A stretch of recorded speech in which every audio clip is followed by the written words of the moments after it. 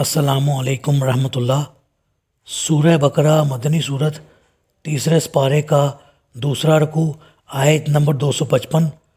اعوذ باللہ من الشیطان الرجیم، بسم اللہ الرحمن الرحیم۔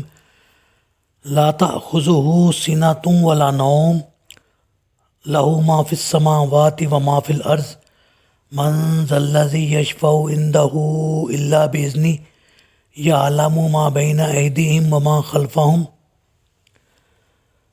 نہ اس پر اونگ غالب آتی ہے اور نہ نیند۔ آسمانوں اور زمین میں جو کچھ ہے سب اسی کا ہے۔ کون ہے جو اس کی اجازت کے بغیر اس کے حضور سفارش کر سکے؟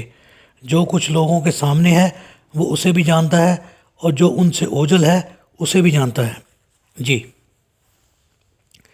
آگے فرمایا کہ اسے نہ اونگ آتی ہے اور نہ نیند۔ یہ اللہ تعالیٰ کی ایوب سے تقدیس ہے۔ اونگ نیند کا ابتدائی درجہ ہے، اور نیند ایک اضطراری کیفیت ہے جو ہر جاندار کو اس وقت لاحق ہوتی ہے جب وہ کام کرتے کرتے تھک جاتا ہے۔ ایسی حالت میں نیند اس پر غالب آ کر اسے بے ہوش بنا دیتی ہے، اور اس میں موت کے کچھ آثار بھی پائے جاتے ہیں۔ اسی لیے احادیث میں نیند کو موت کی بہن قرار دیا گیا ہے، اور بعض احادیث میں اسے موت سے تعبیر کیا گیا ہے۔ اللہ تعالیٰ کو اگر اونگ یا نیند آ جائے تو اس کائنات کا سارا نظام آن کی آن میں درم برم ہو جائے، اور اللہ کے سوا جتنے معبود ہیں وہ سب یا تو پہلے ہی مردہ ہیں، یا پھر وہ اونگ، نیند اور موت کا شکار ہونے والے ہیں، لہٰذا وہ الہ نہیں ہو سکتے۔ آگے فرمایا کہ زمین و آسمان کی جملہ اشیاء اس کی مملوک ہیں اور وہ ان کا مالک ہے، اور یہ تو ظاہر ہے کہ جو چیز خود کسی دوسرے کی مملوک ہو وہ الہ نہیں ہو سکتی۔ پھر فرمایا کہ اس کے پاس کسی کو اس کی اجازت کے بغیر سفارش کرنے کی قطعاً اجازت نہ ہوگی۔ عرب لوگ بھی کسی نہ کسی رنگ میں اللہ کے ہاں سفارش کے قائل تھے، اور یہ سفارش دنیاوی معاملات کے لیے بھی ہو سکتی ہے اور آخروی نجات کے لیے بھی۔ مشرکین کا سفارش کے متعلق یہ عقیدہ ہوتا ہے کہ ان کے دیوتا یا فرشتے یا اولیاء چونکہ خود اللہ کی طرف سے تفویض کردہ اختیارات کے مالک ہیں، لہٰذا وہ ہمیں ہر طرح سے فائدہ پہنچا سکتے ہیں، اور چونکہ وہ اللہ کے پیارے ہیں اس لیے صرف اللہ کے ہاں سفارش ہی نہیں بلکہ اس پر دباؤ ڈال کر اپنے ماننے والوں کو اللہ کی گرفت سے بچا سکتے اور ان کی بگڑی بنا سکتے ہیں۔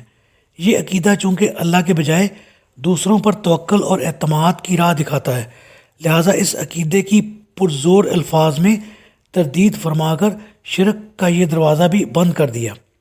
ساتھ ہی اللہ بإذنہ فرما کر سفارش کی کلیتاً نفی نہیں کی، بلکہ چند در چند شرائط عائد کر کے سفارش پر اعتماد کے عقیدے کو یکسر ختم کر دیا، اور وہ شرائط یہ ہیں کہ اللہ جسے خود چاہے گا اسے ہی سفارش کی اجازت دے گا، اور جس شخص کے حق میں چاہے گا اسی کے لیے اجازت دے گا، اور جس کام کی معافی کے لیے سفارش کی اجازت دے گا سفارش کرنے والا صرف اسی بات کے متعلق سفارش کر سکے گا۔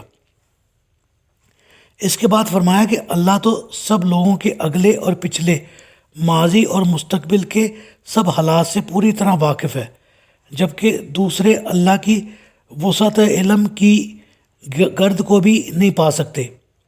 سفارش تو یہ ہوتی ہے کہ فلاں شخص سے فلاں کام غلطی سے یا دانستہ سرزد ہو گیا ہے، اس کی زندگی کا سابقہ ریکارڈ بالکل ٹھیک ہے، لہٰذا اس کا یہ گناہ معاف کر دیا جائے۔ لیکن اللہ کے مقابلے میں ان مشرکوں کے مزعومہ سفارشی اللہ کے علم میں کیا اضافہ کر سکتے ہیں؟